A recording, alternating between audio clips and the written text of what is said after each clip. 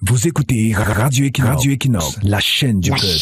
La chaîne du peuple. Bonjour, parlons un peu de cette histoire de panafricanisme des yeux doux au président africain. Nous parlons bien du panafricanisme des yeux doux. Déjà, lorsque Edouard Blyden, Athénor Firmin, Marcus Garvey, William Edouard Dubois et Georges Patmore inaugurent la pensée panafricaniste, il n'est pas dit que c'est un outil pour faire les yeux doux aux chefs d'État africains. Même lorsque leurs successeurs tels que Kwame Nkrumah, Jomo Kenyatta, Patrice Lumumba, Julius Nyerere, Cheikh Anta Diop et Thomas Sankara poursuivent le combat du panafricanisme, il n'est pas question de séduire les souverains pontifes africains. Voici ce que ces dévanciers pensaient du panafricanisme. Ils entendaient par panafricanisme un mouvement idéologique, culturel et politique qui défend l'Afrique et par conséquent l'africanité par le biais de la solidarité puis de l'unité entre les peuples africains et afro-descendants à travers le monde. Ils avaient la ferme conviction que les peuples africains ont une histoire commune et un destin commun, d'où l'idée d'une nation africaine unie pour mieux réparer le passé colonial et l'esclavage. L'esclavage qui a conduit à la division artificielle du continent en était économiquement faible. Pour vaincre le néocolonialisme avec ses ingérences extérieures, cette dépendance des États africains de la finance, des économies ou des politiques des anciennes et nouvelles puissances impérialistes. Le but était la souveraineté réelle et effective des peuples africains. Le but était également de surmonter la crise de leadership de l'Afrique dans le monde, surtout face à la montée en puissance de la mondialisation. Valoriser l'identité africaine afin de mettre les Africains à l'abri de toute forme de chosification et de discrimination. Voilà ce que les pères fondateurs du panafricanisme pensaient du panafricanisme. Il n'était nullement question d'utiliser ça pour faire les yeux doux aux présidents africains des régimes éternitaires. Curieusement, aujourd'hui, et contre toute attente, nous avons une version étrange de panafricanistes qui prêche un panafricanisme obscur, à savoir le panafricanisme des yeux doux.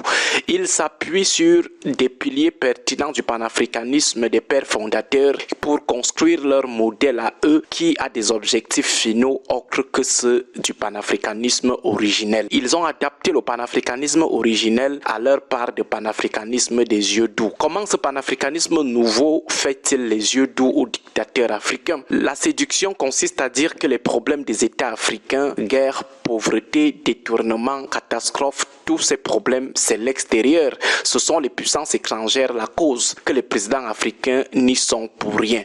Ce qui met tout naturellement ces derniers à l'abri de toute critique ou de toute responsabilité. Du moment où les malheurs qui frappent leur population et leurs États, c'est plutôt la faute des puissances étrangères, alors là, ils sont eux tranquilles. À ce moment, ils ne peuvent qu'appeler de temps en temps ces panafricanistes pour leur dire merci à l'africaine. Mallette d'argent, marché public, poste, biens matériels et les autres formes d'avantages. Ces panafricanistes passent généralement à la caisse. Ils détournent l'opinion naïve des principaux auteurs de la misère du peuple que sont les tenanciers de la malgouvernance prédatrice, les présidents, les dictateurs africains. Certains dictateurs ont souvent créé ou financé des médias, radios, chaînes de télévision qui promeuvent ce nouveau panafricanisme. Le problème de l'Afrique, ce sont les puissances étrangères et non ses dirigeants. Quelle malhonnêteté intellectuelle, quelle malhonnêteté intellectuelle. Il y a quoi de malhonnêteté dans leur part de panafricanisme? Voici 6 éléments de malhonnêteté de leur part de panafricanisme. 1.